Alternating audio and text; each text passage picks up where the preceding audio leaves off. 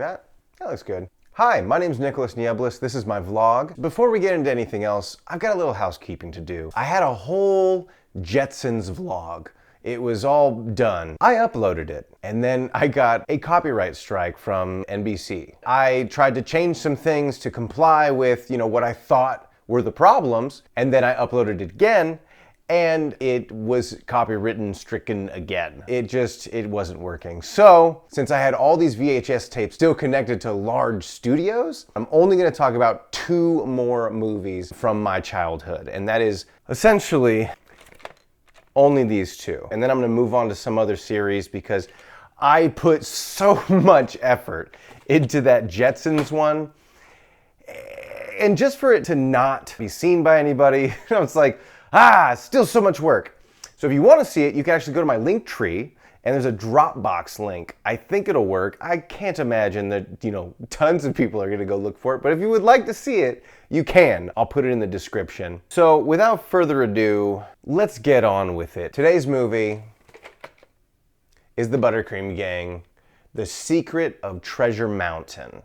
My name is Nicholas Nieblis, and this is VHS movies from my childhood.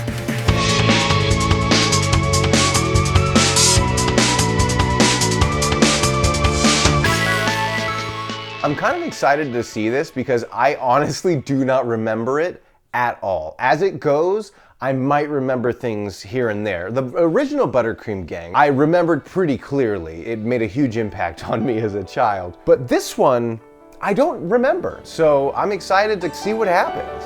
Let's go. We open with a title card saying Elkridge 1562. Going to the origin, baby, where it all started. So we meet up with a few Spaniard conquistadores, a captain, and his 2 buffoons. Savages will have our hides the way you lumber. They mention savages, which already, great. Super great. So the conquistadores are interrupted by an indigenous person. One of them goes to shoot, but the other one says, wait! Are you ready to shoot 100 more? We're gonna count how many times they say savages in this movie, and that was number 2. Good. Oh, they're Christian though. Of course, obviously. So it seems like our conquistador pals have escaped our native friend, and then we find ourselves in a cave with a monk kind of guy writing what sounds like scripture. For whosoever exalteth himself shall be abased, and he that humbleth himself shall be exalted. Mormons, right? I mean, the Spanish guys aren't Mormons, but the people making the movie are definitely Mormons. That's the Mormon thing, right? That they have the story of Christianity, but in America, essentially. There's more to it, but do your research, folks, okay? So the leader of our conquistadores is chided by the monks saying, look at you, you greedy man. And those would of course be any hands but your own, Captain. How many men do you have left? Also, where you boys at? You only have 2 left? How many did you start with? Then the dude pulls a knife on the monk to remind him of his holy obligation. Dude, this is the way that Christians have been doing stuff for centuries. Guys, not the best method. Let me introduce you guys to a little something called PBIS, okay? So he cuts the map into 3 pieces. This is probably gonna come about later. And then threatens his dudes. This captain dude just does everything by force, threatens his guys to swear an oath to him. This guy's the worst. Shall serve me and mine until this gold is delivered again unto my family. Swear! I think they're leaving the gold there for some reason to get back to it, but then the monk then offers up a prayer. This treasure was taken from its mother, the earth, and we return it to her now for safekeeping. Then we get a picture of our indigenous person, who might be indigenous. Let's give him the benefit of the doubt. Let's do that. Benefit of the doubt. Smash cut to Eldon on some water skis. But as we know about Eldon, he is such a failure. He fails yet again. So the boys are at some kind of summer camp. what's her name? The redhead? I don't know. The redhead from the last Buttercream Gang is talking to Eldon's uncle. We get an opportunity to just show Eldon failing yet again. Get it, Dad! At least he hasn't broken his neck yet. Well, I've always been taught that persistence was more important than skill. I think that we just heard our theme, is that persistence is more important than skill. Okay, cool. I actually don't mind that theme so much, and I think that that is actually true. It's not something that I picked up when I was a kid. Didn't pick that up until last few years or so when I've decided to. But it's an important lesson to learn. Remember, Buttercreamers never give up. I'm gonna master this water skiing stuff, if it's the last thing I do. Heck yeah, man. Buttercreamers never give up. So we have our theme and our token ethnic friend. I mean, good for them to recognize the need for that. You know who's good at water skiing? Scott. Scott's good at water skiing. Of course he is. Maybe my problem is just too many skis. So Eldon decides to go with a single ski, and then we pan over to see a little girl getting tangled up in a rope. With a bunch of boats going around, I worry about her safety. Margaret. Margaret's the name of the redhead. That's the name of the redhead in this film, Margaret. Margaret, Mr. Duncan, and the kids find an arrowhead while Sarah is all tangled up in that rope. Oh, she's twisted in the rope. Oh, get her! Help, somebody help! I thought it was going to be an opportunity for Eldon to actually do something, but he just fell over. Thanks, bud. I wonder if Scott's going to save her. Yep. You're useless, Eldon, just to let you know. And then Eldon himself has to be saved. Let me go, man. Let me go. I gotta save her. It's okay. It's okay. Look at me. Come on, hero. Hold still. Yeah, some hero I turned out to be. Eldon seems to be struggling with finding his place in the Buttercreamers. He says he doesn't really contribute anything. And I think this is something we all struggle with sometimes, right? It's like, what do I actually bring to the table? What do I actually add? It's a real relatable struggle that Eldon has right now. Because really, what did he bring in the last movie other than somebody to laugh at?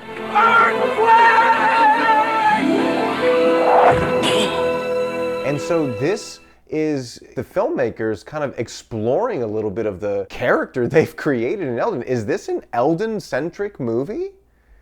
Are we no longer having Scott as a POV, Mr. Superman, Captain America character? I would love an Eldon movie. Yeah. Lanny does his best. Frankly, Lanny, I don't think the Buttercreamers need a clown. Yeah, we do. I mean, no, we don't.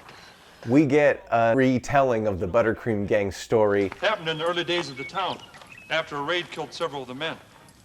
Young teenage boys in the town were asked to help the women churn their butter, and there's been a Buttercream Gang ever since helping people. That's how this little cult group gang got started. I always like to reflect on the fact that that raid was by the native people, likely, from whom these people have stolen this land. So make sure you read Bury My Heart at Wounded Knee. Now, what exactly are we helping you look for? Eldon's uncle is looking for something. I don't know what he's looking for. He's looking for like artifacts. Basically, he's looking to further pillage the land of these native people. Uncle Will, look. Eldon runs up thinking he might actually have an artifact. I don't know. It's real old and beat up. Eldon, although he thought he had something, It's 100 years at least. he doesn't. I'm no expert, but I'd say it's a twist cap off of a bottle of Mexican beer. A beer cap? It sucks to be Eldon, just entirely. I'm sorry, bud. Besides, what do you know about ancient articles? Artifacts, Eldon. Ancient articles, too. He doesn't even know how to say the right fucking word. Eldon, you bitch. Hey, look what Scott's found! Oh shit, though. Scott found something. Good find, Scott! What is it? It's a Spanish doubloon. The rains must have washed it down from the mountains over the years. I feel for Eldon. I totally know what he's going through right now. It's like there's a piñata, right? And everyone gets a bag, and then somebody hits the piñata, and the candy scatters, and then everyone shuffles around and gets their candy, and you get in there, and you try and get your candy, and then you got a little tiny little bit of candy, and everyone's got their bags full. Like, it's not necessarily Eldon's fault that this happened. It's just, he's just got bum luck. So after Scott gets his fanfare, Eldon takes a little walk, where he stumbles across a little girl who hurt her foot. What happened? Did you fall down and scrape your knee? See, this is where we get to see Eldon shine, right? He is this person. He may be the jokester or whatever, and he may be there for his physical comedy, but deep down, he is a loving, caring, considerate individual, and that is what he brings to the table, and that is what we love about him. Eldon walks off even further away while Margaret and, I don't know, some little kid follow after. Stay, Connor. Connor, stay. What you doing? Looking for the whole beer bottle. Maybe then Scott will find the whole treasure.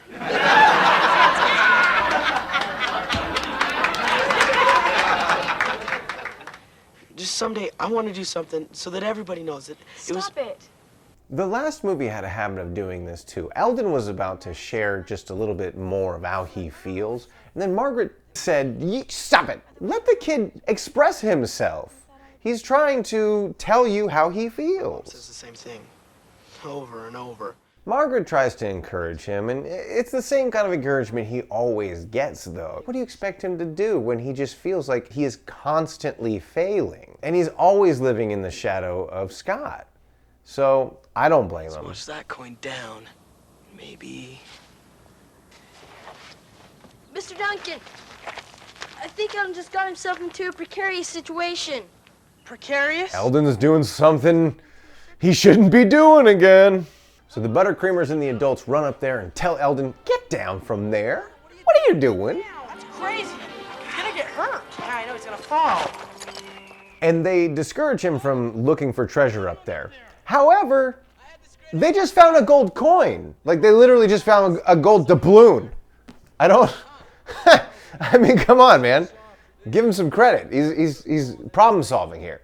Eldon obviously just trying to make sure that he is his own man, just doing his own thing, you know, but he slips.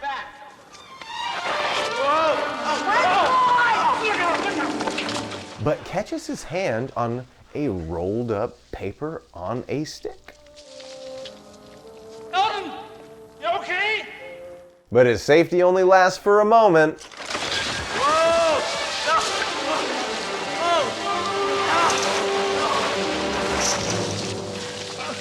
Eldon tosses the stick to the side because he's still a doofus, of course, so he's not going to notice that the stick that he grabbed onto has a piece of paper wrapped around it. So one of the kids mentioned, hey, take a look at this. It looks like an old document. A very old document. So Eldon's uncle is going to take the scroll back to his school and check it out. We all get to give Eldon a little bit of praise. Eldon, I think you've done very well this time. Well deserved, Eldon, too, because obviously there was something up that hill. So Scott's dad, you were wrong, dude. So sit down. Mr. Graff, our store owner from the first Buttercream Gang movie, is running into hard financial times and he's got to sell his house. He sold his store. Things are tough. How? Why? Isn't he the only store in the whole Buttercream Gangville? You know, actually, I don't think Mr. Graff wants to sell anything. You know, ever since his heart attack, he hasn't had any money coming in. Mr. Graff comes up and says, you know, thank you for all the work you've been doing on my house. It's really going to help me sell it so I can move. Where are you going to go, Graff? I can't imagine property values are very high in this neighborhood. I mean, Elkridge, Utah? Thank you, boys. We get a couple of the most bougie white people you've ever seen roll up in a BMW to check out Mr. Graff's home. Well, here we are. Oh, my. What a, what's the word? Cute house. These people are bad. You can already tell from the context clues they're bad. And she called Eldon Big Boy. Oh, hey there, big boy. What's your name? You don't get to talk to my boy that way. Huh? Oh, cute kid. Oh, God. She kissed me. I can't believe she actually kissed me. Relax, kid. She kisses her dog, too. Dog breath. Nobody can just give Eldon a moment, right? Eldon can just never have a fucking win. Even when he gets the map, right? He got the map. Congratulations. It's the one win you get out of, like, I don't know, a dozen potential wins. Come here, you gotta see this. Look at this, Cute? cute old man. So these rich people are basically, like, objectifying all of these people as if they're, like, ornaments for this home that they're looking at purchasing, right? It's like she appreciates the novelty of them, which is weird. I don't like the way this woman is acting. As Mr. Graff is showing them around the place, Don Del Ditto introduces himself. A rich fuck. Hi there. I'm Don Del Ditto. Hi. Cash flow expert and millionaire, but... Who casually mentions that he is a billionaire. I think we got a douchebag on our hands here. Perhaps you've read my book, How to Make $1 Million Overnight with Nothing Down. So not only is he gonna be gentrifying the Elkridge town, but he's also peddling his get-rich-quick schemes. We don't like this guy. Don, not a good dude. The Buttercreamers talk to Father something or other about what they can do about saving Mr. Graff's house. Eldon has an idea. I know what I can do. Where's he going? While Eldon is on his way to his idea, he imagines himself winning. And then he also has a vision of Margaret checking him out and Scott getting jealous. Eldon, I appreciate your daydreams, but also maybe like find somebody else. You know what I mean? Come on, that's not cool. I guess you could have like the gym. Nah, come on, that's not good. So Eldon rushes over to his uncle's classroom and he demands to see that map unrolled. Uncle Will, you've got to unroll that parchment right now. I just know it's a treasure map. Eldon's uncle then introduces Dr. Ameldevar. And he's also I think he's the same guy that played the Spanish conquistador in the very beginning. So he's bad. He's in the area doing research. While Dr. Ameldevar starts to unwrap the map, we get introduced to our Dumbo buddies, our doofuses, our guys from the very beginning of the film again. You know, their descendants.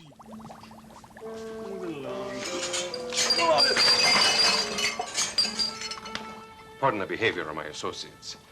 You see, their ancestors have served my family for centuries. Why was it relevant to mention they have served your ancestors for centuries? What kind of contract is that? Like, I recognize that it was an oath, you know, back in the day, but now that we're in modern days, they don't have to, but I guess until this guy gets his gold. What would you think if somebody said to you, oh, they've been serving my family for centuries?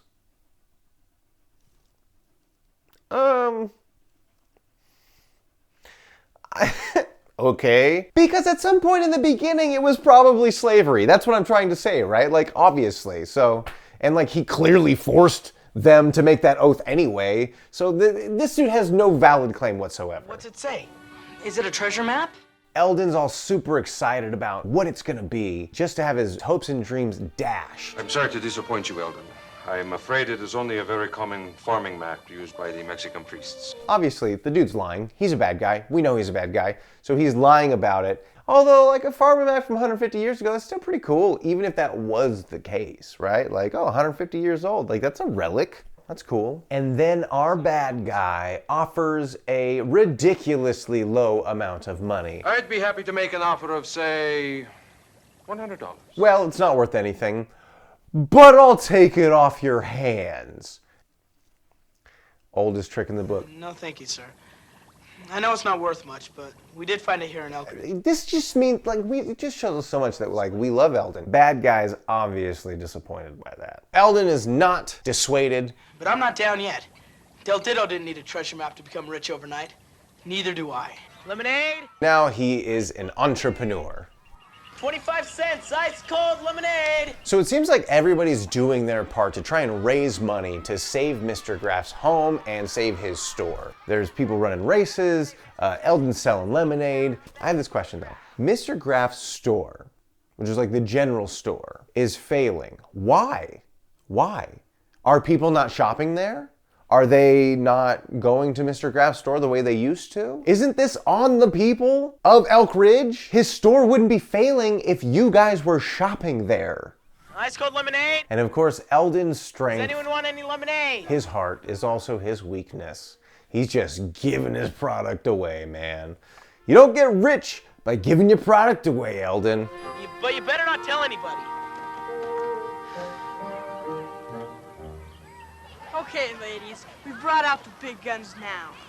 Scott hereby challenges Jesse to the speed skating championship of Elkridge. Scott decides to challenge Jesse to a rollerblading contest. Does this help raise more money? I don't understand how this is helping in any way. It's just, he's just trying to like get in on her raising money thing. The bigger they are, the harder they fall. I appreciate her trash talk. I'm a buttercreamer, and I'm not gonna back down from a boy.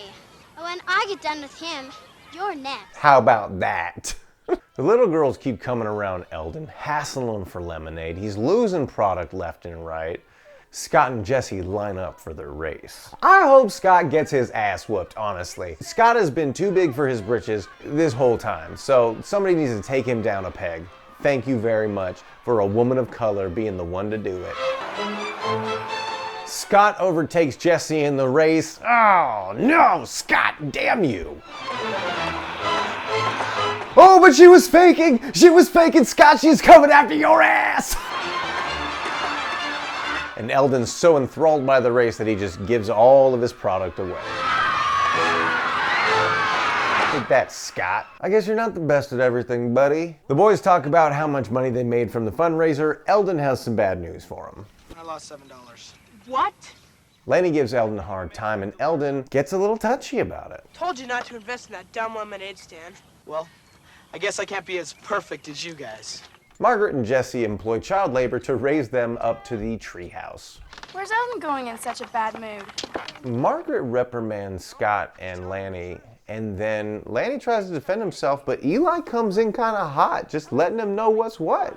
Eldon's got to learn that we're a team, not just a group of individuals. I think he knows that. Do you? What did I say? Nothing. Hold on, Scott, don't just minimize. It's just Eli, he's just sensitive too. No, come on, man, no, take responsibility. Hey, Scott, anytime you want a rematch, just let me know. I love Jessie. I love her trash talk. I love the fact that she's putting Scott in his place. I do not like Scott's reactions to her, though. Our descendants of our Spanish conquistadores are breaking into the school to steal the map. We knew they were bad. We knew they were not trustworthy. I'm stuck. You eat too much. Clearly the 90s just had like, people were dumb or they were fat. That was like the only kind of comedy that a lot of these people came up with, right? Come on, guys, we could do better. These dudes are making so much damn noise. They clearly do, it doesn't matter whether they're like being stealthy or not. They can just bang around and just do whatever and it'll be fine. Like they won't get caught. Have at it, fellas. Just start breaking shit, I guess. Look! The map! Donuts! Again, fat or dumb. That's it. That's what you get. Sorry. Margaret and Jesse are walking home outside of the school talking about boys when our burglar friends run out from behind them. Margaret sees that these buffoons have the map, so she grabs it and runs. And then Eldon pops out from nowhere. What's he even doing there? Why is he there? Why are those girls there at night? They just needed them to be there, so they were just there. What reason did they have to be there? I'm gonna jump when I talk now, cause I'm staying right here. The guy jumps up, Margaret tosses the map to Eldon, and Eldon takes off. Eldon, you're also leaving Margaret and an 11-year-old Jesse there with these two men who obviously do not mean well. I guess the map is the priority.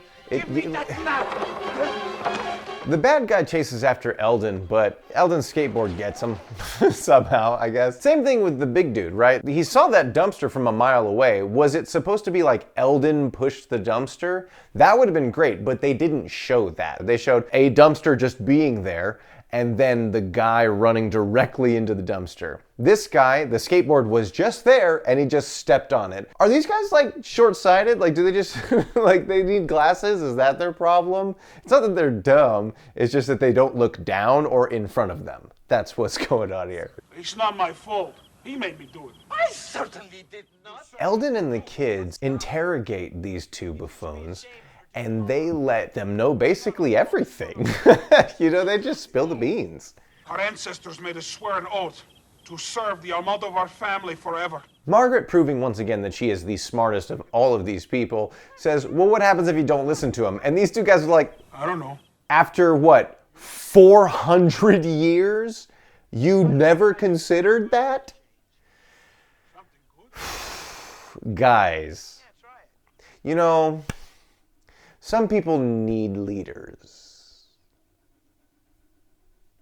These guys broke into the school, stole Eldon's possession, and then Eldon's like, but I got a good feeling about those two. This is another instance where somebody should have called the police. Common sense out the window sometimes with these folks, you know? The kids are talking about the damage that was done to the classroom when Eldon walks in with a map saying, you know what? This Almodovar guy, no bueno. And then Almodovar walks in.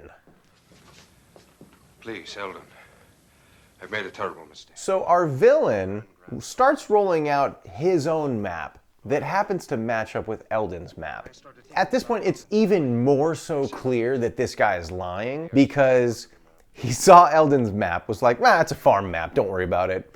Actually, let me see if this is 1/3 of a map that's been in my family for generations. Maybe it's that one that I'm intimately familiar with that I somehow mistook for a farming map. Transparent, and Eldon is not fooled. In the city where I was born, I found the original military log of my ancestors' journey to America. He was a captain in command of 200 men. He was a captain of like 200 men, but then only 2 survived. This dude wasted 198 men on his greed. Not something I'd be shouting from the hilltop, bud. When they put the 2 map pieces together, they realize that there is something amiss. There's another piece still missing. But again, Eldon doesn't trust this fool, and he shouldn't, so we are with you, Eldon. F this guy. We don't need him. Let's find that treasure on our own. And then our villain essentially lays down a challenge. Whoever finds a 3rd piece of the map will know exactly where the treasure is. And he will be wealthy beyond his wildest dreams. That Eldon is up to. Gloves, flashlight, canteen. Did we forget anything? How about food? Don't worry, Eldon's packing the food. Once again, the Buttercream Gang tries to exclude women. Hey guys, ready to move out? Move out where? Find the treasure. Oh, well, we thought you girls might stay behind and make kind of a support camp. Look, man, you've already been bested on rollerblades. Margaret has already put you in your place multiple times. I don't know how many times you need to be shut down before you recognize the equality that needs to happen in your little club, okay? Like, stop oppressing these women. I think the equality of sexes is inevitable. Yes, I see what you want, but you can't have it right now. But you will have it eventually, just not right now. Come on, Jesse. Let's go see who finds that treasure first. They don't need no men. So while the Buttercreamers are getting ready to go search that mountain, news comes in that Mr. Graff is painting his house by himself. Post-heart attack, by the way. So the boys are concerned about that, but Lanny makes a good point. Well, the way I look at it, we can either help Mr. Graff paint his house, or we can help him save it. Well, we could look for the gold tomorrow. And what if the girls find it first? Now, why does it matter if Margaret and Jesse get to the gold first? Because if they get to it, they would also save Mr. Graff's house, right? So is Scott only worried about the clout? Is that what's going on? Like, it doesn't matter who finds it, just find it so that we can save Mr. Graff's house. Shit. The boys seem to decide that it's find that more gold, important for them to find the treasure and save Mr. Graff's house than help him with painting. That doesn't sit right with Eldon. Eldon and Eli decide to go help Mr. Graff with the painting, while I assume Scott and Lanny go to look for the treasure. Mr. Graff appreciates their help, and he lets them know that he kind of knows what's up with what they're trying to do. I thought all the Buttercreamers would be out looking for buried treasure. Eldon shows Mr. Graff the map, and Mr. Graff sees a little symbol that is reminiscent of a monastery that he gets honey from. What monastery? Giving the Buttercreamers a clue about where to go and what to do next. Come on, Eli. We'll ride over there right now. But what about painting? That's right, Eldon. Hold it down. You got a good heart. Maybe afterward. You got a good heart, my man. But that good heart is gonna get punished, baby, because we got our Tweedledee and Tweedledum in the background. Eldon and Eli head on over to the monastery. They meet a monk who's kind of rude. We don't usually receive visitors, so if you two will be so kind as to... And then they show him the map. In that case, come with me. Easy enough. But the monk lets them know that this gold is cursed. In the 16th century, a monk of this order helped bury the gold. But in so doing, he dedicated it to God and cursed any man who might use it for evil purposes. The monk is kind of interrogating Eldon about why he wants this gold. We know that Eldon wants it to save Mr. Graff's house, but then Eldon also says he wants some glory. If I can just do this one great thing, just once. Eldon, did you ever hear the story of the cobbler? Peach cobbler? And don't forget how much Eldon loves food. I mean a cobbler who makes shoes. And God told him in answer to his prayer that in having helped others, he had indeed seen the master. Eli sort of gets it. Eldon, not so much. I guess next time he's going to stay home when he's supposed to. Then the monk drops a little bit of knowledge on Eldon that I think is going to be important. Sometimes you must take the higher path and look to the light for guidance. As Eldon and Eli are leaving the monastery, they get interrupted by our couple of doofuses coming on in. Do monks really wear these dresses? It's monk fashion. These guys love costumes. We found their hidden passion, and honestly, I think it's cosplay. These guys have been Spanish conquistadores, farmer and the wife picture thing. Now they're in monk robes. What else are they gonna wear? Maybe once they're released from their servitude, they will, pursue this passion of theirs. Eldon and Eli duck into a sewer to escape from these bad guys, and the sewer grate looks like the symbol that Mr. Graff saw on the map. So they saw Goonies and then they made this, right? Like, yeah, I mean, clearly. We can't go out that way. So underneath the sewer, they find a ladder and some stairs leading down to what looks like a tomb of a monk holding a map. Rip his arm off, you don't care. Eldon's got a little bit more respect for this guy. Maybe we weren't supposed to have it. Right when Eldon questions whether or not he should have it, the hand opens up.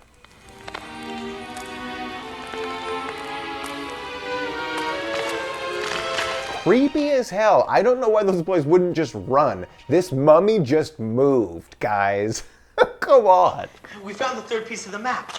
Eldon and Eli take the map and run upstairs to tell the monk what they found, only to be revealed that it's the bad guy. What I say? We've been expecting him. I'm surprised they don't have Eldon eating more, but like obviously they just have the larger people eating more and eating more still. So after 4 centuries, the 3 pieces of the map are brought together. An educated guess would be that your name is Almodovar. The monk and our villain have a little bit of a standoff, and that monk kind of has his number. I got you. Your family's violent quest for this gold has been known to us since the beginning. And it kind of rubs him the wrong way. And how would a worthless speck of a monk, living a meaningless life in a remote, forgotten monastery, struck a chord? I have the map. And little else. Oh, you got nothing. We'll call the police. Eldon brings a very good point. He's going to call the police. You stole part of Eldon's map. Obviously, we should have called the police a long time ago. even then you'd have to call the State Department, you see. I'm traveling under diplomatic passport. He has diplomatic immunity? What? I mean, that was just something that like everybody uses whenever like, nope, you can't charge him. Diplomatic immunity. Nope, you can't charge him. He's a foreign diplomat. Nope, you can't. Like, come on, guys. Like, looks like the Buttercreamers gonna have to do something about it themselves. This is why we generally discourage outsiders. Margaret and the feminist faction of the Buttercreamers happen upon the monastery and force their way in. Just needed a little help. Margaret stumbles onto the boys just as they're breaking out. So, but the thing is though, the henchmen tied up the boys, but they didn't tie them up well. They tied them like in a bow, right? That they could easily pull apart. So they got out right as Margaret and the feminist faction of the Buttercreamers got there to save them, so they wouldn't be saved by women. Back at the treehouse, Eldon seems to be trying to draw the map from memory. Scott is a little perturbed. Yeah, we'd all be rich. Mr. Graff has still his land, too. But Scott, what the fuck you been doing, bro? Everybody else been getting tied up and shit. What are you doing? Losing rollerblade matches? Come on, Eldon. Let's pack up our stuff. Get our mind off this treasure thing. You told me the Buttercreamers never give up. Eldon, you can't find a treasure without a map. A real map. Scott just wants to forget about it. Of course. Scott, you punk ass. You always want to just take the easy route, don't you? Eldon's trying to do this for Mr. Graff. Yes, he's a little bit motivated by the glory of it, but can you blame him? You're not gonna do something stupid, are you?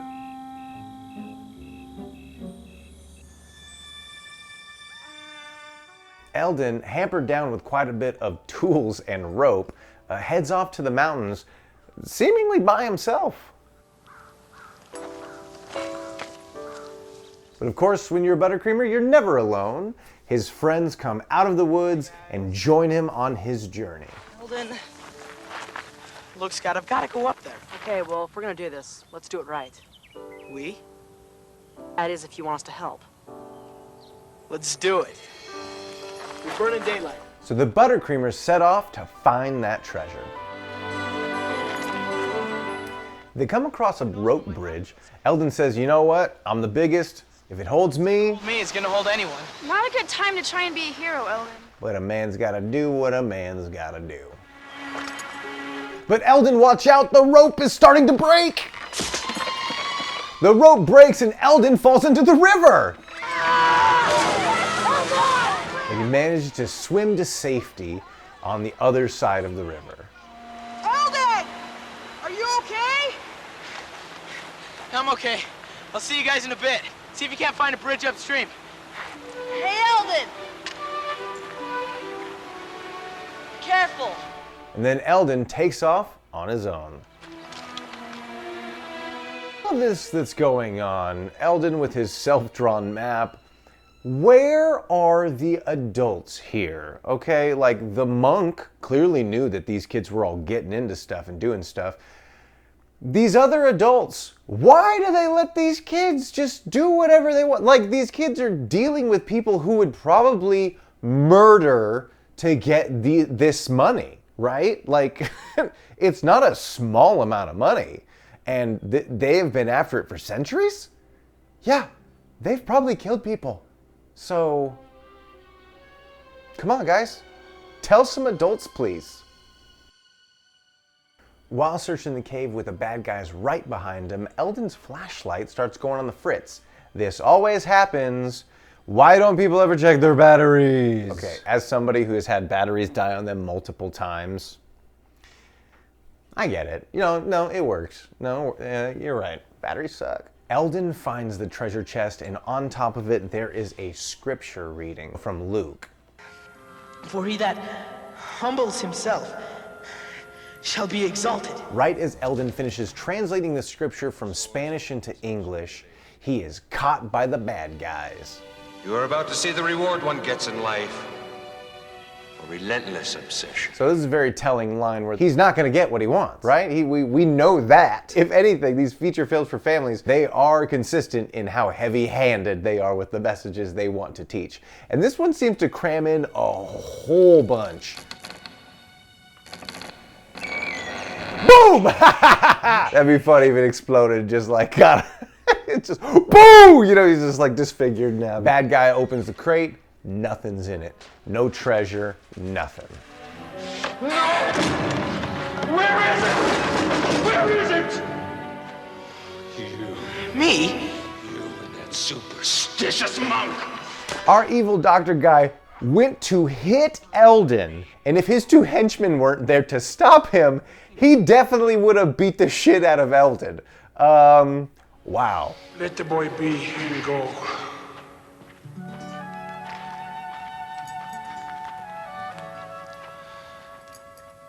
No hard feeling. No hard feeling. I guess we're cool with these guys now. I mean, I don't know how we've gotten to the point where these guys are cool now. Do they have any reason to really change? Like, they were questioned about their allegiance, but they didn't really seem to engage with that idea. Why do we serve this guy? You know what? Like, let's have a little conversation about that. But they didn't. They just kind of went from that and then to this, realizing, all right, there's no gold here, so let's just, we don't need to beat up some kids. Let's just move it out of here, buddy, okay? You know what? This whole family serving your family thing, we're in the United States now. Why don't you just go home? We're gonna stay here. We're gonna open up a nice little like sandal shop over there at the lake.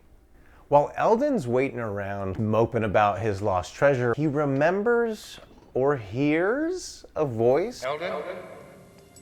Sometimes you must take the higher path and look to the light for guidance. And then that higher path lights up. Is this, I gotta know how the filmmaker's interpreting this right here. It seems like Eldon heard it to his right. Eldon, take the higher path, Eldon. That's the first thing. So it seemed like it was in the room, turning him that way. And then the second thing is the light, the glowing of the light. Is that something that is actually being seen? Also really creepy, like the mummy hand opening. Or is that something that is also just happening like in Eldon's perception? Are they getting kind of trippy and surreal with it? I wouldn't hate on them for that. That'd be cool, but I don't think they are. I think this is like in world, he heard the voice and he sees the glowing cave, none of which is creeping him out.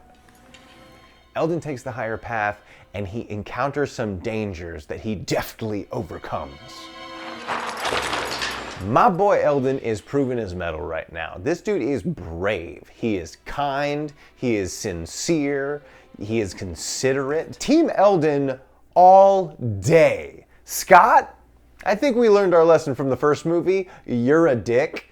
Eldon, he's number one. So I don't think Scott should be Buttercream leader anymore. I bring to motion that Scott is no longer Buttercream leader. All of those in favor?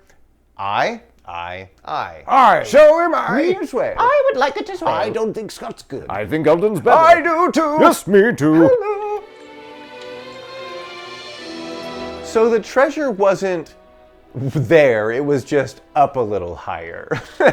On a pedestal, not buried, sitting next to a couple candles.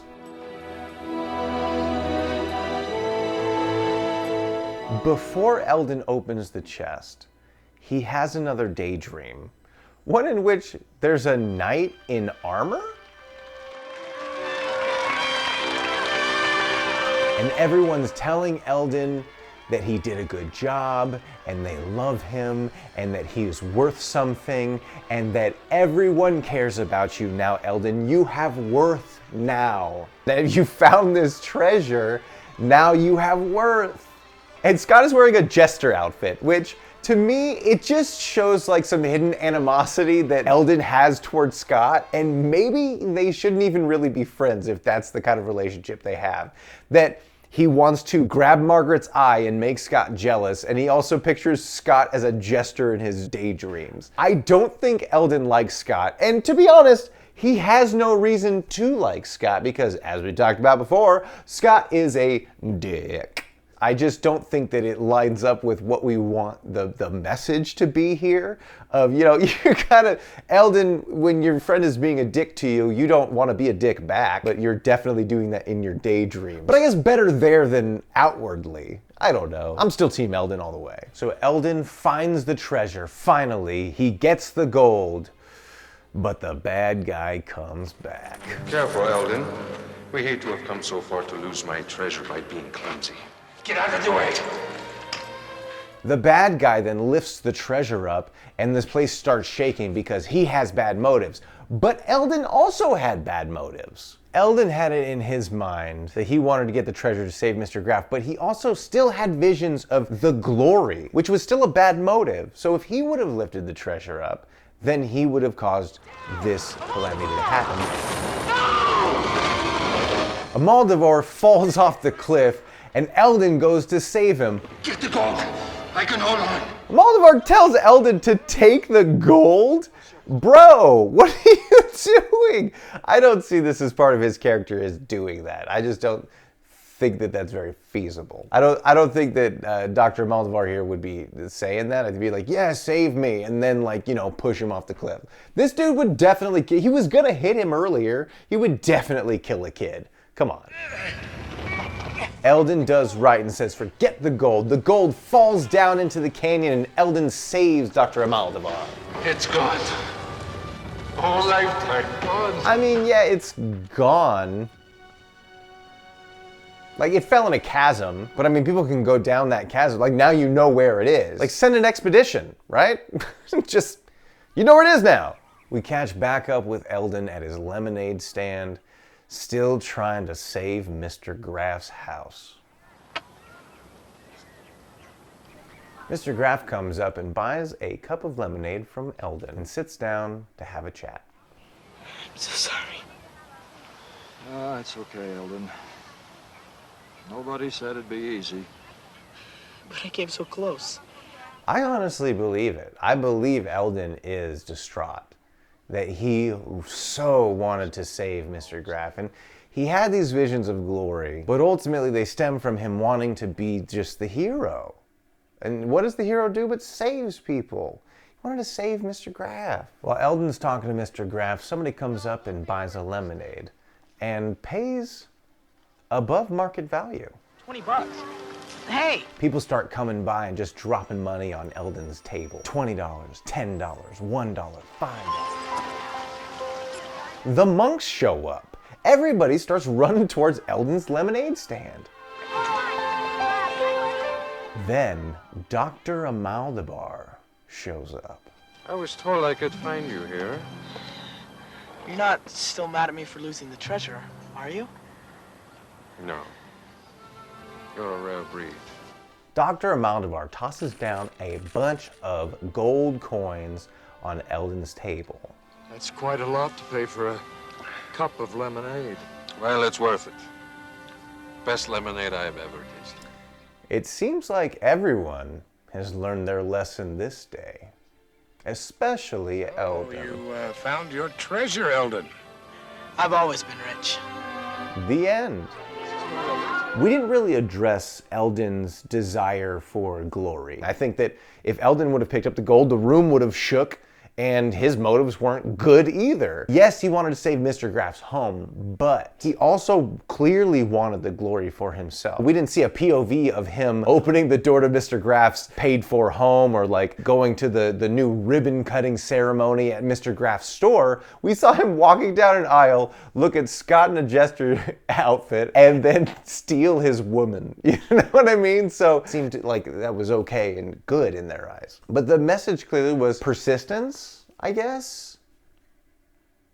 But question about that though, because if the message is persistence, wouldn't the people who have had a blood oath for centuries, the ones constantly pining after this one thing for just years and years and years, wouldn't they then be the ones who come out on top here if persistence is really the thing that we were trying to learn here? What were we actually trying to learn, though? You can't always be the hero. There were multiple times when Eldon could have been the hero and he wasn't. right? They were like, don't be a hero, and then he wasn't a hero. He just kept not being the hero. I don't know, bud. I liked this movie more than the first one, I think. The first one was way heavy-handed. It was very clear. It's like, pick the right friends, but then it had this weird subtext stuff about essentially like neglecting this kid. This one was just a good time, lacking a message. There was a message they were going for, but overall, I don't recommend it. This video that you're watching now is probably more entertaining than it. Don't give these people any more attention because, quite honestly, I don't think that they have the best intentions in making these movies. I think they're propaganda, for sure. There's some undertones that just are problematic. Thank you for watching. Like, comment, subscribe, all that good stuff. Share. Could you share this? I would like to mention the shirt that I'm wearing currently. You can get one at thatfuntshirt.com after you get your vaccination, or if you don't or not. Or if you're an anti-vaxxer, buy one and destroy it to own the libs. My name is Nicholas Nieblis. This has been VHS Movies from my childhood. Bye.